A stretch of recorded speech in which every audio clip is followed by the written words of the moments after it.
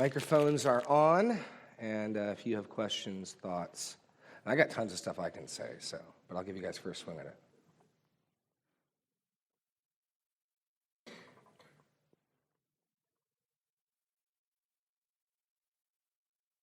Okay, I'll start it off. Oh, we had the hands? Oh, okay. In the nick of time, Greg. I'll come up with something.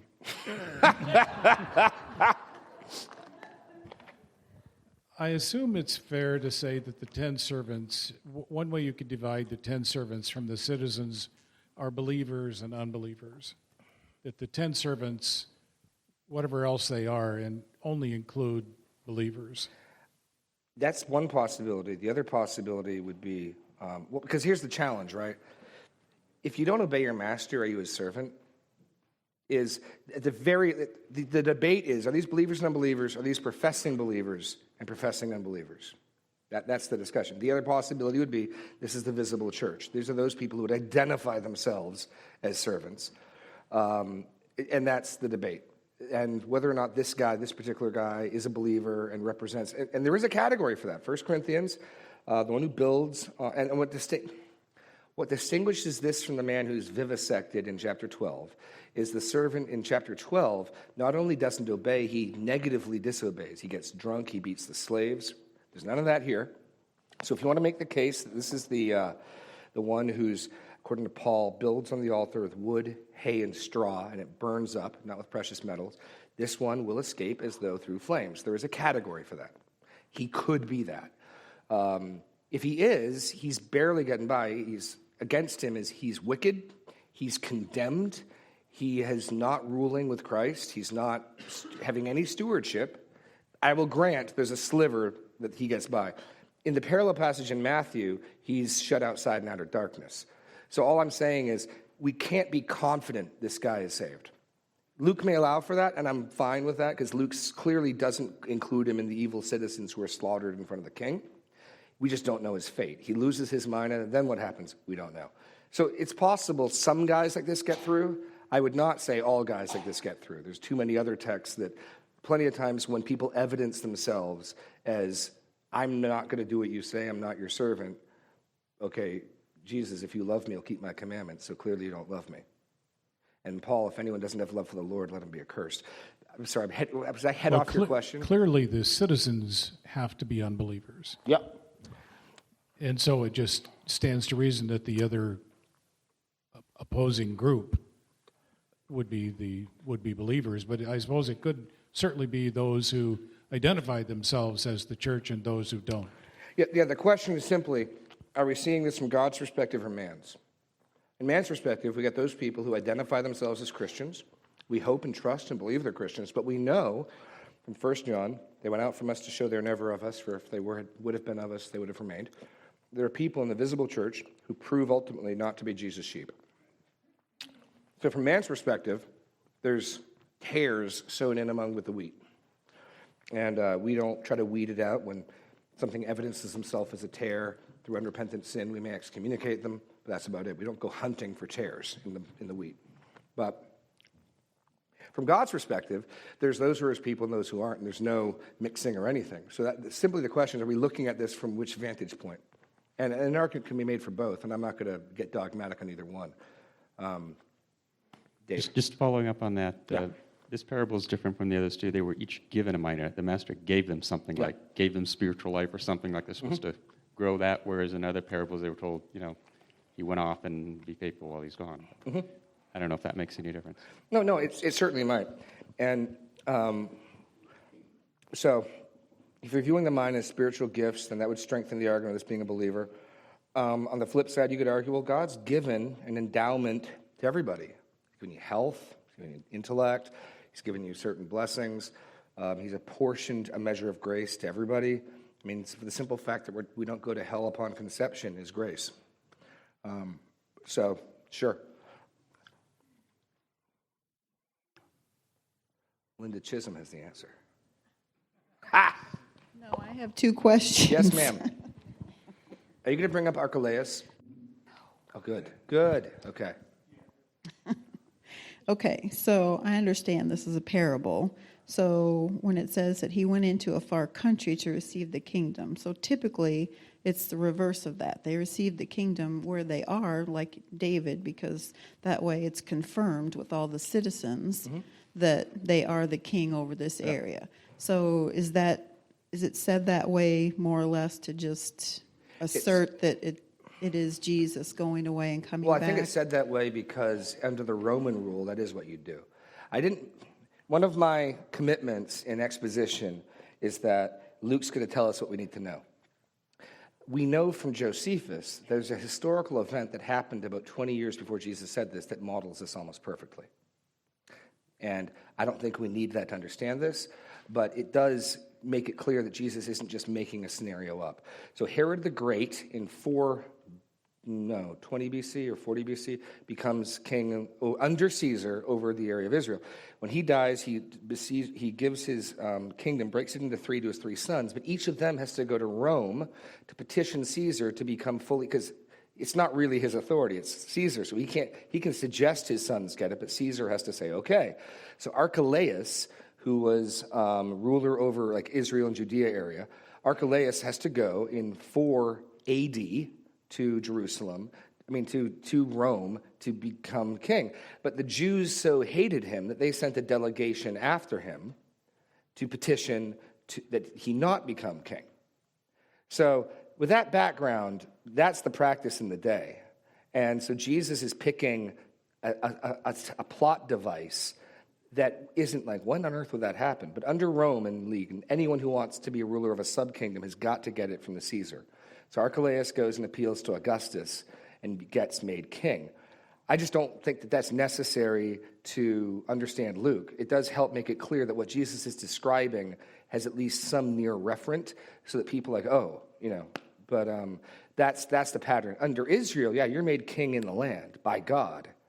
So I think this is the scenario under, the parallel would be someone under Roman rule is going to a far land to be made a king, to receive a kingdom, something like that. In Jesus' case, he's going to heaven to receive a kingdom, not Caesar, and then the analogy breaks down. So that's one question. But just, That's half a question. Okay. Well, because you caused another one. Oh, okay. Okay, but just the very fact that this person is going there, it's not like like you said, it's not an election. They're going there to receive this. So this delegation really, because, it's going to happen. Well, actually, in Archelaus' case, the delegation had some effect. Augustus let him be the ruler of the region, but he withheld the title of king from him. He gave him some other title, a lesser title. So actually, there was enough listening to the Jews who despised him. And that basically, from Rome's point of view, the Israelites were constantly rebelling, constantly a problem. And so there's this sort of, okay, you guys settle down. We're not going to settle down. Okay, he won't be your king. He'll be your regent or whatever.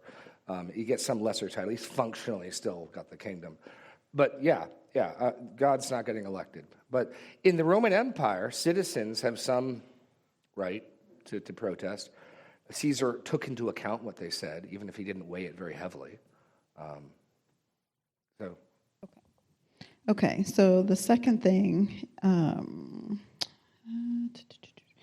so in verse 26, so it's talking about, hang on, let me get there, sorry.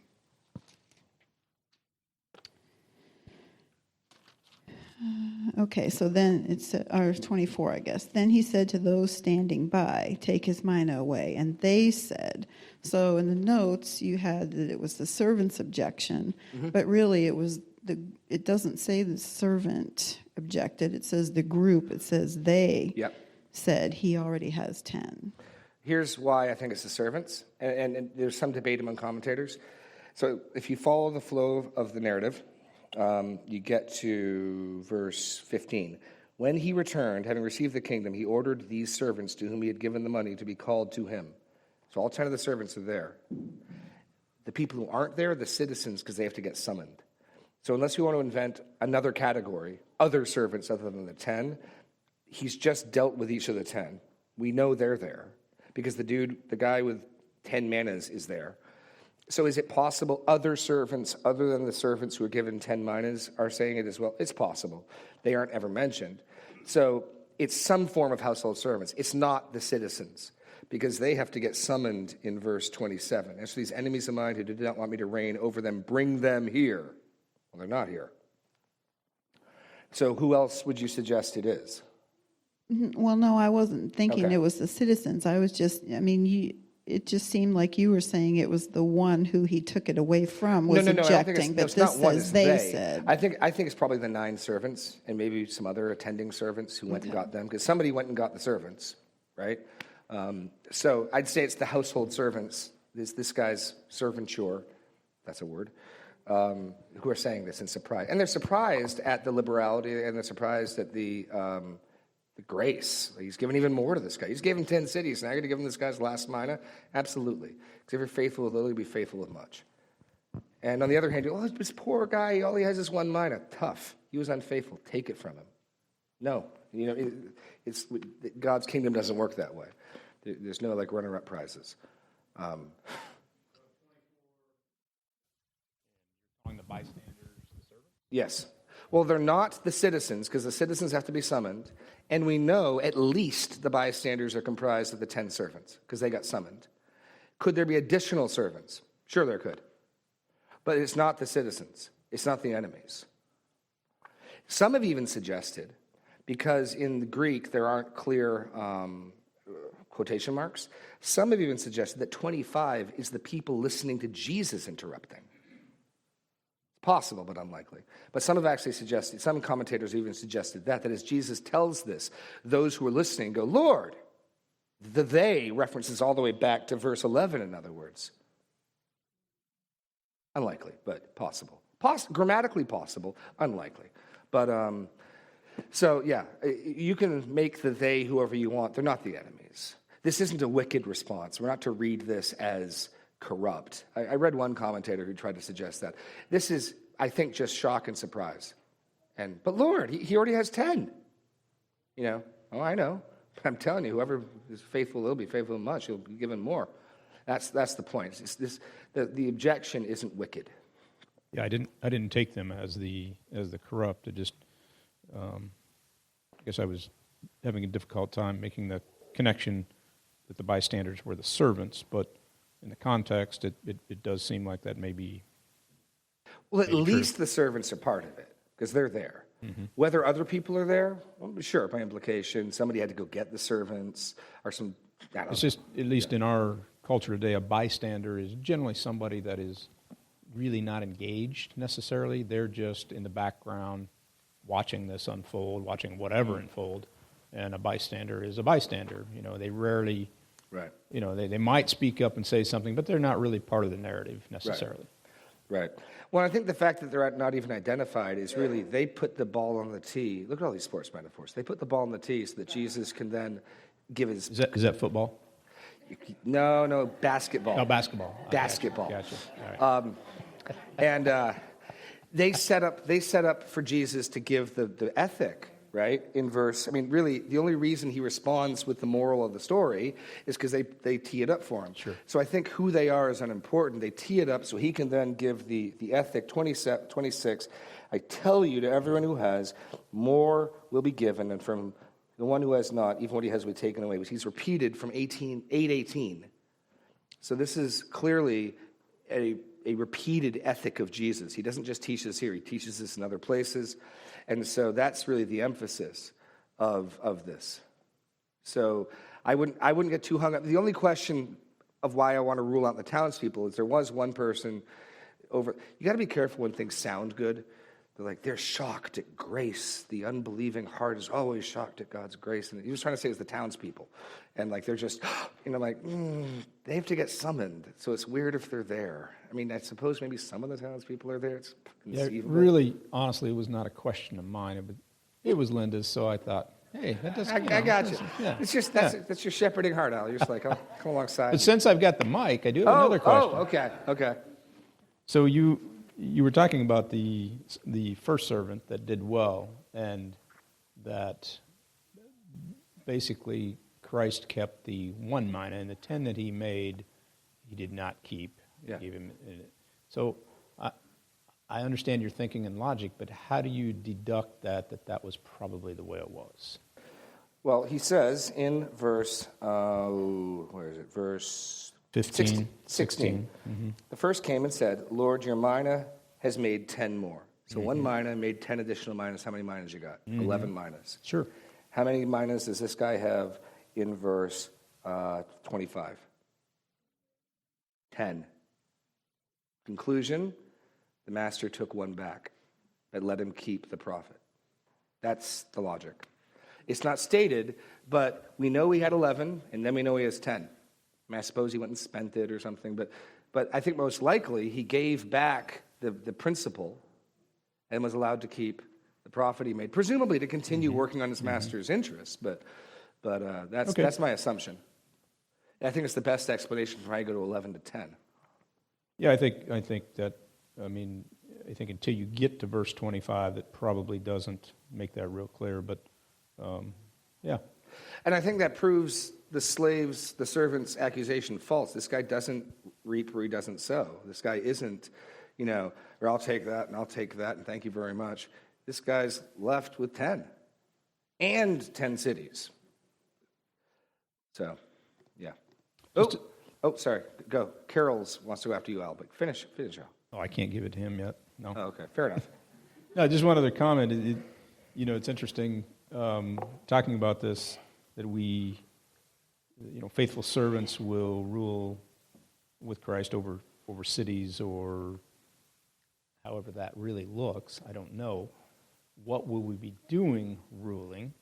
And the other question is, that just comes to mind in today's world is, well, some of us really wouldn't want to rule over a city. I mean, I get the imagery, but it's like, I don't want to be in charge of a city. So what does that, how does that look? If you want to turn Jesus down, that's your business. It's your business. No. But all I'm trying to get at, is you're trying to figure out what will life in the millennial kingdom look like? Sure. I don't really know. Christ will rule the nations with a rod of iron. Christ will rule with co-regents.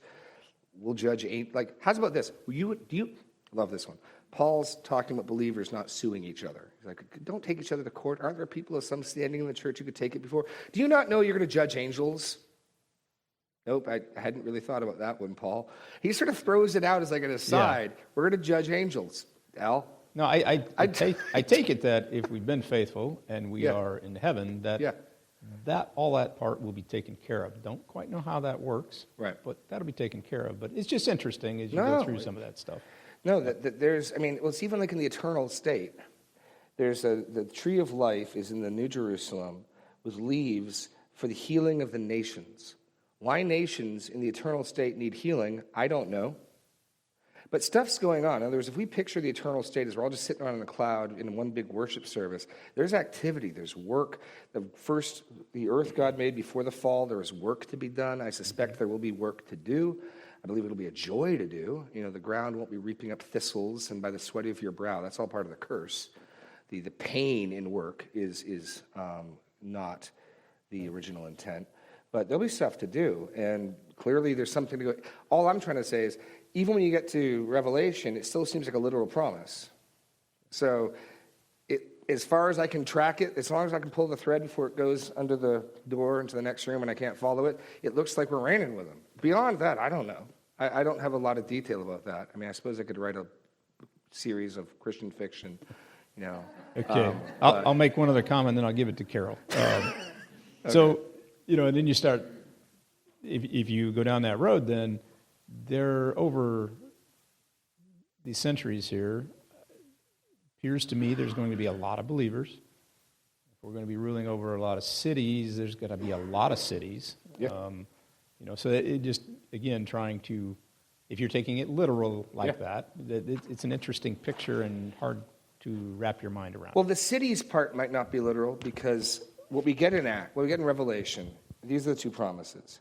Revelation 2:26, the one who conquers and keeps my works until the end, I will give him authority over the nations. So there's some level of authority.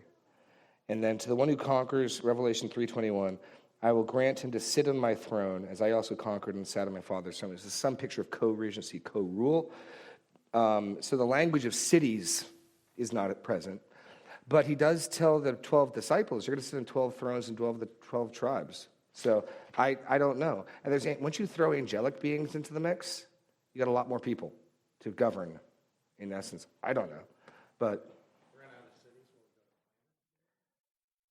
you've been talking to the Latter-day Saints. Sorry. Okay, sorry. Carol. Okay, in Matthew 25, there's the parable of the talents. And I've listened several times to a really great sermon by D.A. Carson, whose conclusion is, in that context, while we wait for Jesus, our goal should be to increase the master's assets. Okay, and of course, the talents, as you pointed out, are much, much larger sums of money, huge sums of money. Right. Okay, now we have this one. So are you saying that Jesus used the same parable in different situations with different people and intertwined different concepts in order to teach something slightly different? Yes. I'm saying that Jesus took a parable, shifting the details to emphasize and highlight different points. In I haven't studied, I'm sure D.A. Carson go with what he said, but with the talents, there is an emphasis on a huge amount of money.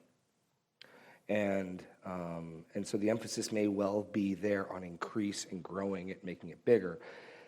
I'm just arguing that in Luke, because it's a more meager sum, and even though the ESV makes it sound like the master wants to know what you made, the emphasis is on what have you done with it. And the incommensurate reward with the object. Here's a test of faithfulness. Oh, you were faithful? Okay, and I'm going to give you some huge responsibilities. That seems to be the shift. The contrast between a mina and a city is huge. It wouldn't nearly be as big if it was a talent and a city, the amount of money. So I think Jesus in telling this is trying to contrast an insignificant sum, large for business purposes, insignificant, with a massively incommensurate reward. And so the emphasis being on the faithfulness. But is that where, am I answering your question, or am I just sort of stuttering? Absolutely. Okay. If you go back to chapter 8 of Luke, and again, I want to make it clear, I don't think the emphasis is on how shrewd and how savvy these servants are. Because as if we're to think, man, the one with 10 really he must have been a business genius. When Jesus gives the parable of the soils, in chapter 8, when I find it, or is that 7? No, that's 8. 8, there we go. All right. So, look at verse 8. Some fell on good soil and grew and yielded 100-fold. Now, no crop that I'm aware of yields 100-fold. I could be wrong. But this is meant to be over-the-top, hyperbolic results. And in other places, Jesus talks about some 5 times 50, some 100-fold. That God's going to determine the results of your faithfulness. It will be surprising. Even a 5-fold return is unexpected. No one's got, you're hard-pressed to get interest nowadays matching inflation, right? What investment reaps 5-fold returns that isn't super risky? And then some commentators, these guys are taking risks with them. Right? No, I don't think that's the point. The point is they're faithful, and in their faithfulness, amazing things happened. And disciples, if you'll just buckle down and be faithful, and faithful with little things, you'll be amazed at the results that God does with that. I think that's the direction the parable's going in. But, yeah. Oh, we got someone else? I can either clear up a few little things or go on. Do it. Go for it, sir. Yesterday, my wife told me that it was okay to get a windfall as long as you tithe, and then you can keep the rest of the money. So I think what happened with the 11 minas was he tithed one of them. That's probably it. I appreciate the clarity of your teaching. It leaves me clearly confused. Oh, okay. And it was kind of what Al ended with. Why do we need a government in heaven when we have a Lord and Savior on the throne whose glory lights up the whole place. Well, but then I think if he would let somebody like me in, he would definitely need some governing. Well, let me take a swing at that for a moment. I think that comes from the notion, and I got to be careful. Don't misread me as some Marxist or something. I'm by no means. But I think there's something hardwired into us that distrusts and is suspicious of and thinks authority is inherently bad. And certainly with human authority, that is regularly the case. Authority corrupts, absolute authority corrupts absolutely. And so we look at rules and authority, submission and structure, and unless we're careful, we look at it as negative. In God's case, we give him a pass because he's God, so it's got to be okay. In the garden, before the fall, there was headship. It pleased God to make two image bearers who are equal, and yet, and Paul argues in 1 Timothy 2 why he won't allow women to teach and have authority over men. He argues creation order. That's pre-fall. So the structure of authority, of equality, and yet subordination is pre-fall. In the very Godhead, we see equality and subordination. The Father sends. The Spirit isn't sending the Father. The Son says, it's my pleasure always to do the Father's will. So in the Godhead, you've got three persons, one God, in equality of being, but in order, in economic terms, there's an ordering. And it pleases God in his creation to do the same thing. It evidences his glory. It pleases him. I mean, the little subtle things you pick up from the Genesis account, God didn't just make the heavens and the earth and make man. He said, let us make man in our own image, then he made man. Here's a God who plans and purposes what he will do and takes counsel with himself. And so, yes, God could simply say, everyone's sinless and I'm on the throne, go do as you please. That is not what pleased God to do, and it wasn't what God pleased to do in the garden. The man and the woman had work to do. They had responsibilities. Adam was given a helpmeet. So even pre-sin, there's structure, there's purpose, there's order. So I'm not surprised when I see something similar in the eternal state. What that'll absolutely look like, I know not. But I suspect most of our notions of why do we still need authority and why do we still need structure comes from our assumption from years and years of living with sinful authority that it's always bad.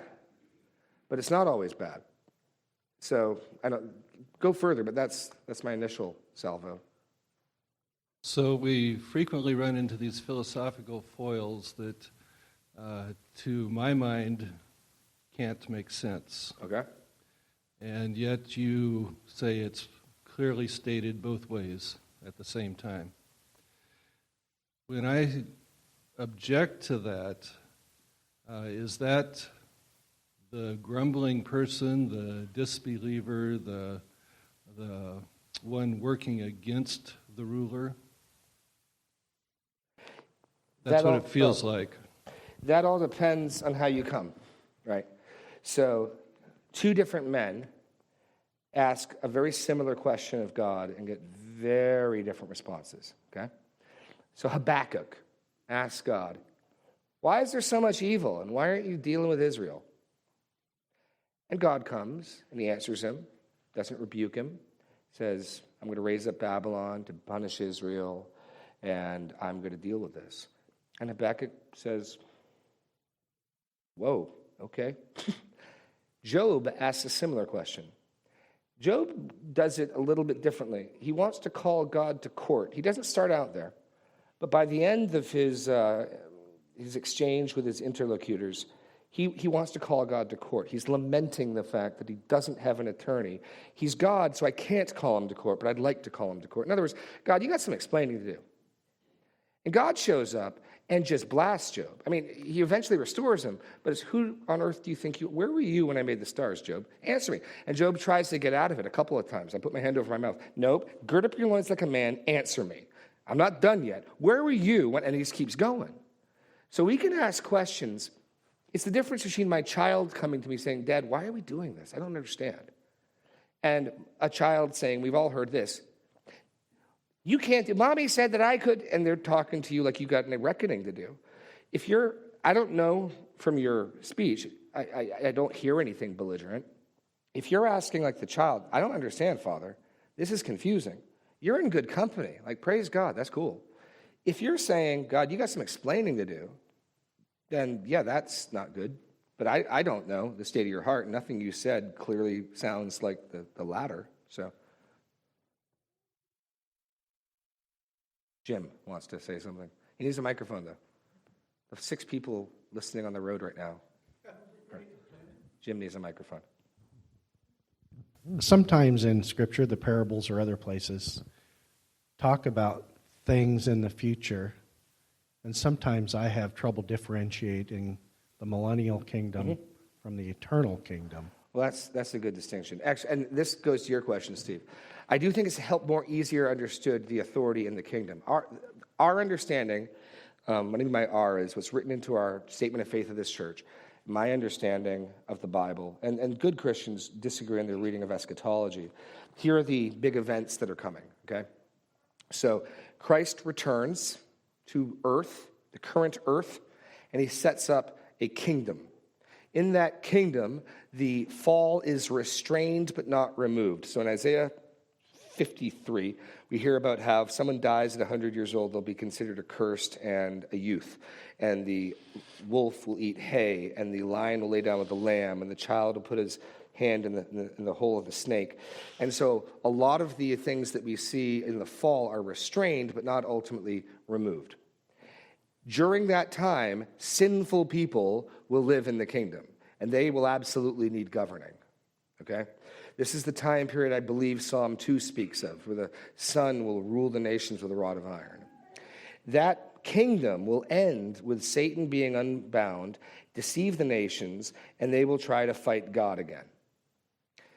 Then, after that showdown, that's, I believe, where the battle of Armageddon happens, or Gog and Magog.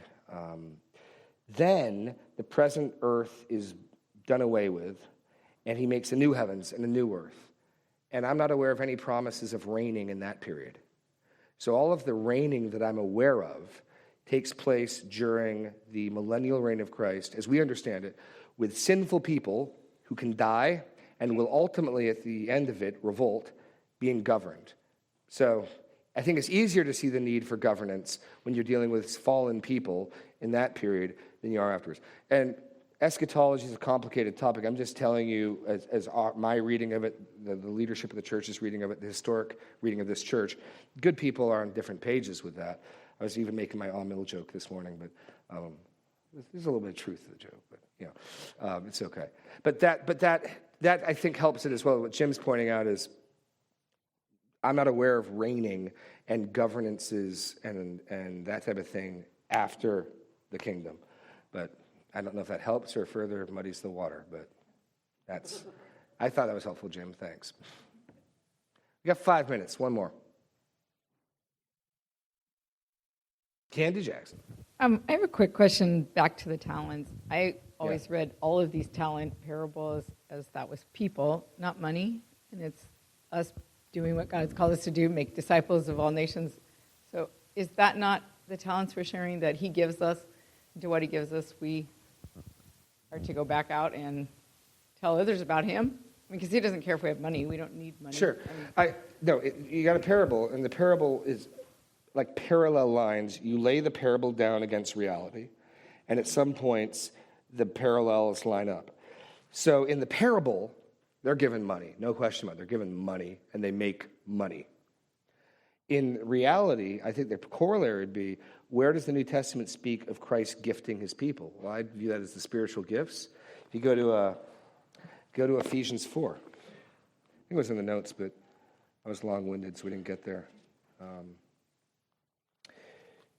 But in Ephesians 4, we get very similar language of a king receiving a kingdom and then giving out gifts, which is very similar language. We get to Ephesians. Okay. Okay, so if we go to verse 7 of chapter 4. But grace was given to each one of us according to the measure of Christ's gift. So there's been a gift of grace given to each one of us. And then he quotes the Psalm 68. Therefore it says, when he ascended on high, he led a host of captives and gave gifts to men. So the picture is a victorious king who's freed people. He's got them in his train, and as he returns victorious in battle with these freed people, he's giving gifts. In saying he ascended, what does it mean that he also descended into the lower regions of the earth? He who ascended is the one who ascended far above all heavens, that he might fill all things. And he gave, what are these gifts of grace that were given? The apostles, the prophets, the evangelists, the shepherds, the teachers, to equip the saints for the work of the ministry, for the building up of the body of Christ. So I'd say part of the work of the ministry, the building of the body of Christ, is evangelizing. Part of it is raising your kids. Part of it is speaking the truth to your neighbor. So yeah, he's not giving us money. In the church's point of view, it's not God's given each of you some money and make sure you put it in the plate. God's given you grace gifts to advance his kingdom. Be faithful with them. You say, okay, how, where? Well, depending on your circumstance, that's going to look different. There's some things that are not optional, like parents' responsibilities to children, not optional. Husbands' responsibilities to wives, not optional. Other things, there's a lot of freedom. One person, I want to go witness to the homeless people in Des Moines. God bless you, awesome. I want to labor in teaching a Sunday school class, fantastic. And the emphasis in the parable is be doing the work. Take what God's given you, put it into, the analogy is the marketplace. Here, use it and see what God grows it into. So, yeah, this isn't money, but I wouldn't just limit it to witnessing and disciples. It's whatever you want to qualify as God's grace gifts to you given for the work of the ministry, those things. So for me, part of that is, this body recognized to some degree a gifting and teaching. So I'm trying to use that gift to build up the body. That's not the only thing I'm doing. I'm trying to do other things as well. And someone could devote themselves to prayer. We went with the widows who are devoting themselves to the saints in prayers.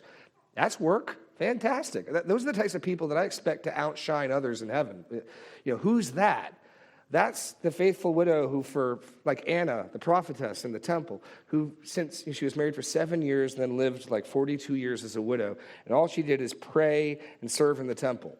I think there's going to be all sorts of quiet people that history didn't make much of that are, whoa, look at what they made with their talent, right? But the emphasis is just be faithful. Just be faithful what's in front of you. And part of that is as opposed to, and I'll close with this, I've met some people, I can be guilty, that's why I used the example of, I wasn't planning on it, it came to me in the moment, to justify faithlessness in small things, because I got big things on my mind. I can't be bothered. Well, Greg Sweet said it best. He gave me a critique in my early years here. I listen, Greg. I pay attention. He said, Jeremy, you make your list and you prioritize it. But those things that didn't make it high enough to get done today, rather than being put to the top of tomorrow's list, you make tomorrow's list and prioritize it so the same thing could be at the bottom 6 days in a row and never gotten to. That's a pretty fair description, I think. And so you look through like, okay, I got to make sure I talk to this person, and I certainly have to finish work on this sermon. And for 6 days running, the thing at the 12th thing down the list doesn't get done. And man, if you're not faithful with little things, don't talk to me about being faithful with big things. I mean, I've talked to people who justify negligence of responsibilities now because once I get that promotion or once the business takes off, then I'll be able to get some stuff done in ministry. Then I'll be able to devote my time. I've never seen that happen. I've never seen the person who neglected their home, their family, church, because they were, just let me get this thing going, and then, maybe it does happen. I've never seen that. What I have seen is people like the Macedonians be faithful with very little, and God honor that and keep giving more and more and more and more. So I think this parable works against the notion to get out there. I mean, sometimes people will ask me, I'll talk to other pastors, what's your 8-year vision for the church? I want to be faithful. I don't really have much more than that. Like, the Lord keeps putting stuff on our plates, and we got enough to deal with, and we work with what's in front of us. But beyond the next step or two, I mean, I don't know if Greg and Al got some plans, but when we're talking in our elder meetings, we're dealing with the issues in ministry now, what's right in front of us, and the concern is we just want to be faithful. And if we're just focusing on that, we'll let the Lord determine how broad our ministry goes. We'll just try to go deep and let the Lord worry about that. So when I hear and I'm not trying to condemn them, but when I hear other people talk about you got to get a 10-year vision, I just don't think that way. I just want to not shipwreck my ministry. I want to be faithful. I want to get to the end and not have screwed things up. Like, that's really about as far as my aspirations go. And I'm confident that if I can do that, if we can do that, the Lord's going to get his stuff done. He's not going to be like, you wicked servant, you were faithful, but you didn't have a big long-term vision for your community. I'm like, it'll be okay. Anyway, we're at time now. I will let you guys go. Thank you very much. God bless.